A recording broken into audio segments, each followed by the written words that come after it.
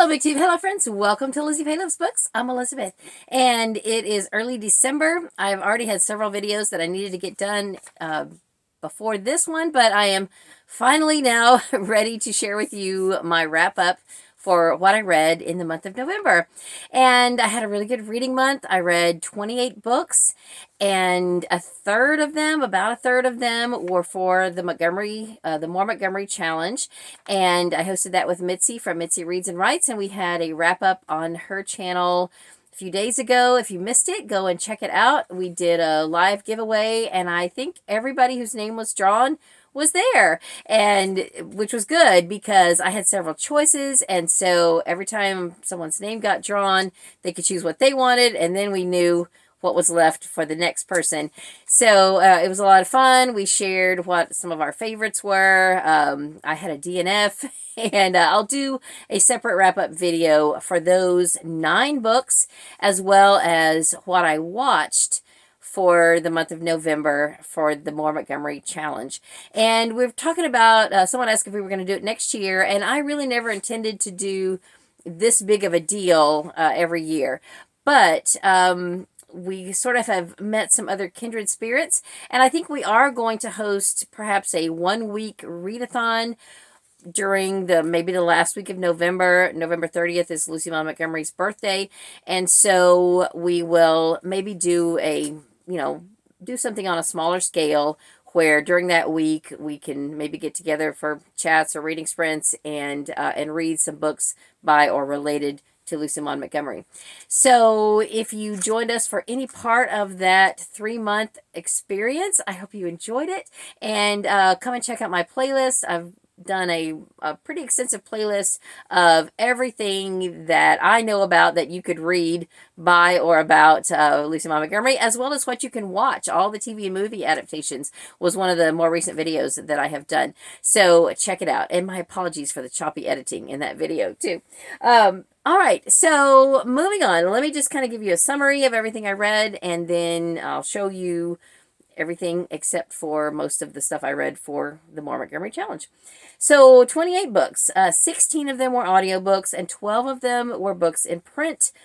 16 of the books, not the same 16 as the audio, but of the 28 books, I own 16 of the 28 books. And also 7 of the books I read were rereads, and that is mostly due to the More Montgomery Challenge because I did reread anything I could get my hands on audio of her novels. And in fact, one of them I even listened to on audio on YouTube because I couldn't find it anywhere else. Anyway, breaking it down then, 9 of the books I read out of the 28 were for the More Montgomery Challenge. 4 of the books I read were cozy mysteries, and 5 were romances. 4 of them were either middle grade or YA, and then 4 more of them, which are also middle grade, were Newbery winners. So altogether then that would be 8 books that are either middle grade or YA, but 4 of them were Newbery winners. 2 of the Newbery winners were also rereads, and they're part of that 7 that I told you about, I think. I hope I counted those twice. I think I did. Then, and one of those was a graphic novel. I had planned to read another graphic novel or 2, but I only got to the 1. I will have a couple more in December. Then 5 books that are nonfiction, and 3 of those I had counted in other lists, but then 2 of them were not counted in the other list. So in case you're doing math, who does math in these videos, but just in case. Okay, so that's how it breaks down. Let's do the cozy mysteries first. Why not? Okay, I don't have a physical copy of one of them. I do have the first book in the series, Apple Cider Slaying, but I finished up this series. It was on my SAS list, I think, and book 3 is The Cider Shop Rules. It looks like it takes place around Halloween, and I thought I was going to need to squeeze it in real quick at the end of October, but I started it and realized that it actually takes place 2 weeks into the month of November. So it worked out well. It counted for one of the prompts for the Killing Time with Cozy scavenger hunt, and I read it at the appropriate time. At least I read it at the time that the book was set, which was mid-November, and finished up that series, checked it off my list. Another series that I made some progress in is the Cackleberry Club Mysteries by Laura Childs. This series is one that I've been reading for a little while. I've listened to, I guess, all of them on audio so far, and I have 3 left. So I'm planning to go ahead and listen to all 3 of those in the month of December. Now, since I'm almost done with this series, I might just go ahead and do a series review of this and not talk too much about it here. Basically, it's set in a place of business that is not only a diner, but they have a book nook and a gift shop, and I forget what else. There's like 3 or 4 things or more in, under the umbrella of this business. And I think they also do catering. So it's a lot for one business, but it makes for some interesting stories. And then I started 2 series. Actually, one series I had read book 6 in, and so now I have gone back and started it from the beginning. And this is Glazed Murder by Jessica Beck. It's book 1 in the Donut Shop Mysteries. The reason I did it right now is because I wanted to count this as my G book for the ABC Challenge. It's something that the Killing Time with Cozies group has been doing all year. I am not even halfway finished, but I'm just going to continue on into next year and stick with the TBR that I already set. So this was my G book, and I also read my F book, and I'm reading them in ABC order. That's why it's taken me so long. So I did read this one first. Fool's Puzzle by Erlene Fowler is the first in the Benny Harper mystery series. I didn't love this one. I'm hoping that they grow on me as time goes on. My sister has read all these, and she said she really liked them, but I thought Benny Harper was a little snarky, a little snarkier than I prefer in my amateur sleuths. But anyway, I've collected all the books, so I'm going to read them. All right, let's move on to the Newbery winners. So at the beginning of the month, I declared this Newbery November, and then I proceeded to spend the first half of the month not even picking up a Newbery winner. Now, actually, that's not true. I did pick up Invincible Louisa by Cornelia Meigs. I did pick this up, but I was in the middle of reading some Lucy Maud Montgomery biographical books, and I didn't want to get the 2 mixed up, just in case. So I saved this until I at least finished the biography, the actual nonfiction biography of Lucy Maud Montgomery that I was reading, and it was due mid-month, and I had to get it finished quickly and get it turned in, and then I started this one. So although the life of Louisa May Alcott was really quite different from the life of Lucy Maud Montgomery, I didn't know that going in, and I just thought, these are 2 authors that lived a long time ago that I love to read, and I don't want to, risk getting them mixed up. Anyway, this was the 1934 Newbery winner, and I enjoyed it. Then another Newbery winner from the 30s I listened to on audio. This is Caddy Woodlawn by Carol Ryrie Brink. I enjoyed this one as well. Definitely there's some things that take place that that show its age, things that wouldn't happen today, but still it was a good historical children's book, and I think if you like books like the Little House books and things like that, you will enjoy Caddy Woodlawn. And then I had 2 rereads to kind of help me prepare for my Newberries of the 1940s video, which I finally did do right at the end of the month. And I listened to these again. I had read them years ago, and just wanted to kind of refresh. So Call It Courage by Armstrong Sperry. This is about a young boy who lives in the South Pacific who had a very traumatic experience as a young child and is now afraid of the water. And he realizes that everyone in his tribe are calling him a coward, and he realizes that he needs to do something to change that.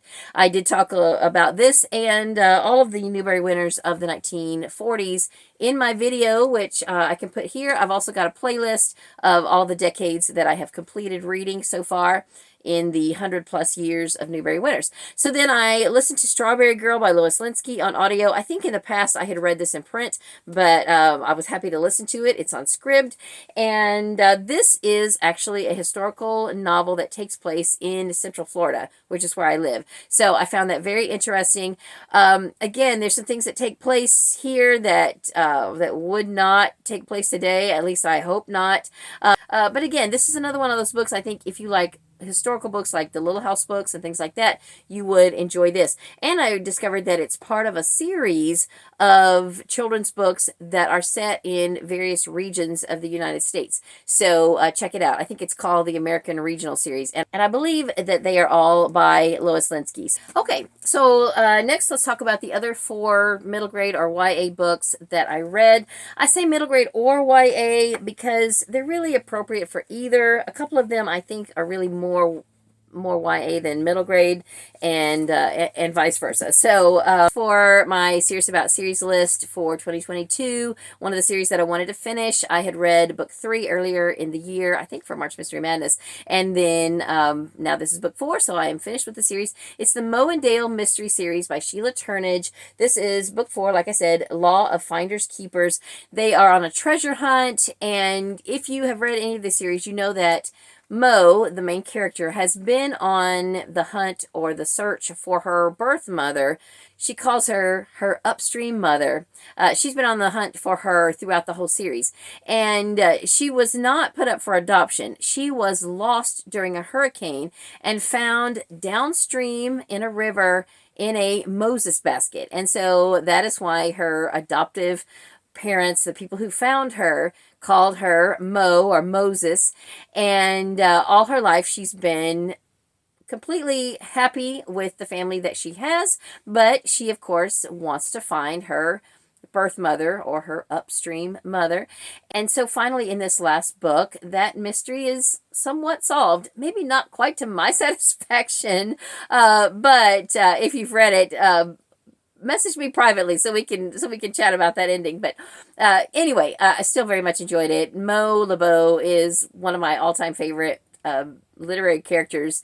Even though she's a kid, she's a great character, and I absolutely love the humor in this, the quick comebacks, the witty banter, and it's just a great series. The first book, incidentally, is 3 Times Lucky. If you're interested in reading the series, you'll want to start there, and I highly recommend all the books in the series. And then let me just go down to my least favorite. This I would consider probably more YA. This is also on my Serious About Series list. It's book 4 in the Trials of Apollo series by Rick Riordan. Now, I love Percy Jackson, and I love the Heroes of Olympus. I liked the Magnus Chase series just fine, and the King Chronicles I like just fine. This one, not so much. It's kind of a spin-off of Percy Jackson. Percy Jackson does make some appearances. The Heroes of Olympus make some appearances, even in this book. But I just don't love this series. And it's kind of boring. It really, I'll get to listening to it, and then before I know it, my attention is somewhere else, and I'll have to rewind.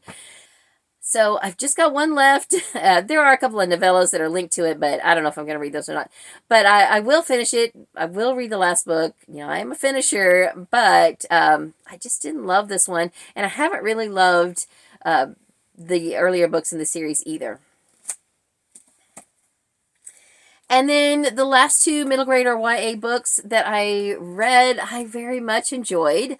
I read the most recent book in the Enola Holmes series by Nancy Springer. This is book 8, Enola Holmes and the Elegant Escapade.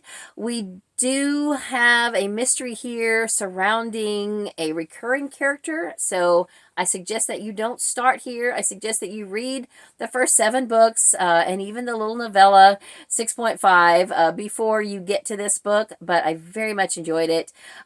If you've read any of the first 6 books, you know that book 6 sort of wraps things up, because I think that was intended to be her last book. But moving on now to book 7 and 8, Mary from Booking Through Life, whose channel name I completely messed up before. She was a participant in the Moore Montgomery Challenge, and I want to give her a better shout out than I did last time. She did a whole video about the Enola Holmes series, including the movie adaptations and all that. And she said she considers starting with book 7 to be season 2. And I love that. I love that way of looking at it. That's absolutely perfect, because Enola's circumstances change a lot at the end of book 6. And so now going forward in book 7 and 8, she does not have to hide as much. Things are just different for her. and I think they're great. So now the other book I read is the graphic novel of book 1. I think it would be hard to read these. Now, I have already read book 2 in the month of November, and book 3 I've got on hold at the library. There are graphic novels, I think, already made of the first 6 books, but I think they were originally created in another language, and it looks like from Goodreads that 4, 5, and 6 have not been translated into English yet. So I'm only going to be able to read the first 3 right now. Anyway, I think these are better appreciated by someone who has already read the book that this is being adapted from. They're really fun and very well done, but I think if you tried to just read the graphic novel without having read the full story, you would have kind of a hard time following the story and really getting the full story. And that may, I guess that's probably true of a lot of graphic novels, but some I've read, completely unrelated to this, where I feel like I got the full story from the graphic novel. This one I didn't, but I still enjoyed it. So if you're a fan of the series and you haven't read these graphic novels, definitely look them up, pick them up, and read them. Okay, so let's talk about the romances before we get to the nonfiction. I read a little novella. You might wonder, why am I reading a Valentine's Day novella in, around Thanksgiving? It's because I had planned to read this back in February and I didn't get to it. It's either 4.5 or 5.5 in the Twilight, Texas series by Lori Wilde, and I wanted to go forward and read some of the Christmas books. The next several books are Christmas books. Really, the next all of the books are Christmas books, except another novella that's a little farther down in the series, and I wanted to try to get through some of those in December. So I wanted to go ahead and read this. I'm sure it would have been fine if I had just skipped it. It would have been fine, but this was fun, and it carries the same legend of the sweetheart park as the other Twilight, Texas novels. And it's about, 2 people who, kind of the premise of this whole series generally are kind of second chance romances where someone has been a couple, or at least one has been in love with the other at a younger age, and now they're getting a second chance at a romance later in life. So that's what this was, and I enjoyed it. Now, I always like to add when I'm talking about one of these books, because y'all know me, I'm a Christian, I like to keep things clean. These are not what I would consider clean books. They're not super over the top, but they are a little racier, steamier than my preference. But I started reading the series because I love the covers. And I started collecting them before I really started reading them. Well, that's not true. I read the first book and I didn't love it, but then I kept seeing more books in the series and I love the covers. And I just kept buying them because y'all know I go to book sales, I get things cheap, and I just kept collecting them. So another romance book that I read is part of a series that I want to finish for Serious About Series this year, and I still have 2 left to read in December, but I read Willow Leaf Lane by Rayanne Thane. This is a book in the Hope's Crossing series, and Rayanne Thane is pretty much a closed-door romance, no steamy scenes author, at least from what I've learned from Sarah the Book Schnitter and from what I've read. This one went a little over the edge of that, but still basically, didn't go all the way, to use that turn of phrase. But still, a very good story. It was also kind of a second chance romance, and I think the series has been very good. I don't think I've rated any of them 5 stars, but I have enjoyed the series, and I'm looking forward to getting to the next one in December, which is a Christmas themed book, and then the last one I can get on audio. So I am planning to finish up this series by the end of the year. And then the next 3 romances I don't have physical copies of, but I am consulting Goodreads here on my old phone so that I can get the titles and the authors stated correctly, and I will put a picture of each of them up here that you can see. So I read books 7, 8, and 9 of the Quilts of Love series by various authors, published by Abington Press. These are on Audible Plus, and it is a faith-based series that centers loosely around quilting or quilts of some sort. In some books, it just simply is about a particular quilt. Some of them are historical, some are modern day. All have been good. I have loved some more than others, and let me just tell you about the ones that I read. So book number 7 is A Heartbeat Away by S. Dion Moore. And it is historical. It is set in the Civil War era. And it is about a woman who nurses a soldier back to health. He is someone from the other side of the war, and she is determined to help him regardless of which side he's fighting for. And it goes on from there. I thought it was very good, and I rated it 4 stars. Then the next one, book number 8, is Pattern for Romance. This took place in colonial America in Boston, I believe, around the time of the Boston Tea Party. And I also rated it, oh, actually, I rated it 5 stars. I guess I enjoyed it more than I realized. So, again, very good. And then book number 9, I believe I also rated 5 stars. It's called Pieces of the Heart by Bonnie S. Calhoun. Now, this was centered around World War II. It had to do with racism and segregation in World War II. It had to do with PTSD. It was written by an African-American author, and it is an author that I had not read anything by before, but it was excellent. I rated it 5 stars. I thought it was fantastic. So if you ever have a chance to pick up that book, if that sounds interesting to you, then I recommend it. And by the way, I'll say this one more time, or probably this is not the last time I'll say this, but even though this is a numbered series, you can read these in any order. They are not connected at all. They really should just be called a collection of stories that have to do with a quilt or quilts. They are not related. At least I have not, I've read up 9 of them now, and I haven't found any that are sequels of another book. So it's multiple authors, and I recommend them. I don't think I've rated any of them 3 stars. I think I've rated them all 4 or 5 stars. I remember the first one being fantastic, just so compelling. And, I've just continued from there. It was a series I was planning to try to finish this year, and I got stalled reading other things, even though almost all of them are available on Audible Plus, and the ones that aren't are at the very end of the series. But still, at this point, it looks like I'm not going to be able to finish, but I do want to finish up this series as soon as possible. Okay, the last section I want to talk about is nonfiction. I read 5. One of them I already talked about, Invincible Louisa. And this is a Newbery winner from 1934 that I really enjoyed. And then I'll go ahead and just show you the 2 nonfiction books I read for the Moore Montgomery Challenge, and I'll talk about them more in my other video. But in case you don't watch that video, I definitely want to tell you about this one. This is the Anne of Green Gables devotional. This, I think, was released in 2020, so it hasn't been around that long, and I loved this. I've shown this on a couple of our live streams. I absolutely I'm just enamored with this book. Not only the text, but the artwork is beautiful.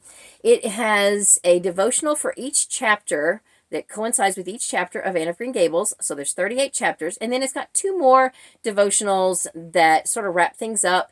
And so it has 40 chapters. If you read one a day, it would take you 40 days. I wanted to read it within the month. So I read the first 20, one a day, and then I doubled up and read 2 a day for the last 10 days of the month, and just loved it. It is a book I would reread, definitely not leaving my house. It was fantastic. This book is by Rachel Dodge, and I looked her up and saw very excitedly that she has several devotional books based on other books that I love. There is one for Little Women, there is one for The Secret Garden, and I think a couple of others. She also has one that has to do with the prayers of Jane Austen.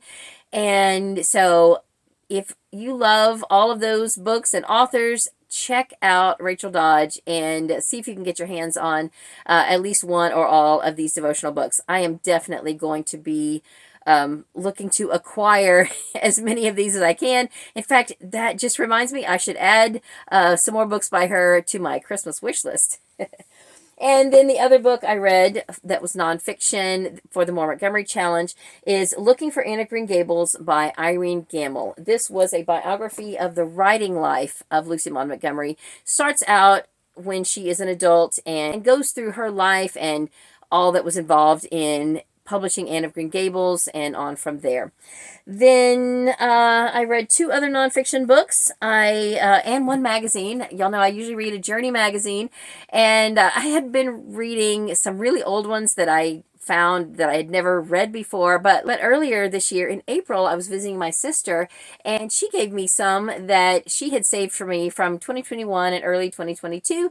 So I'm not that far behind now. I read the Journey magazine from November of 2021 in November of 2022, and you know, I have really, really enjoyed these magazines. My church doesn't get them anymore, at least not currently, and I'm happy to go back and read some of the older issues. It is nice to be able to read one that coincides with the month that you're in, because there's usually some essays and things that are themed to whatever is happening in a given month, like the holidays and things like that. So she gave me December of 2021, so I am reading it now. So I start my day with a Journey magazine and reading some scripture. And so part of the scripture that I read in the month of November was the book of Mark. I didn't start it right off, but I finally had a chance to watch Oshina's video, and she mentioned that she was reading the book of Mark, and I think a couple of other people. So I've been just kind of following along with what she challenges people to read as far as the Bible goes. Now, of course, I've read the whole Bible through, I think 3 times now in my life. And the most recent time was when I read it through in 90 days. And that was a very interesting and fulfilling experience. And it is nice to take a month and read a particular book in a given month. And so I am enjoying doing that. Now, she didn't say for December if she was reading any particular book, at least not that I heard. But someone else mentioned that they were reading the book of Luke, and I thought, well, I was kind of already thinking along those lines. So for December, I'm reading the book of Luke. And then, not related to the Bible in any way, I also read the Clanlands Almanac. This is by Sam Heughan and Graham McTavish, who were stars of Outlander. I read the original Clanlands book by them in October in preparation for my book club. And then I thought, since my library had this and it's on Hoopla on audio, I would just go ahead and try to read this before book club. I got started on it, but I didn't finish it until after book club. Turned out that not that many people in my book club enjoyed Clanlands, and I didn't love everything about it. It was kind of a drink fest in parts. There was some swearing, some foul language. You know, I don't like any of that stuff, but I did learn a lot about Scotland, and I thought this was fun and interesting. I do enjoy their banter with each other, their barbs and their, you know, tongue-in-cheek insults and things like that are kind of fun if you're in the right mood for that.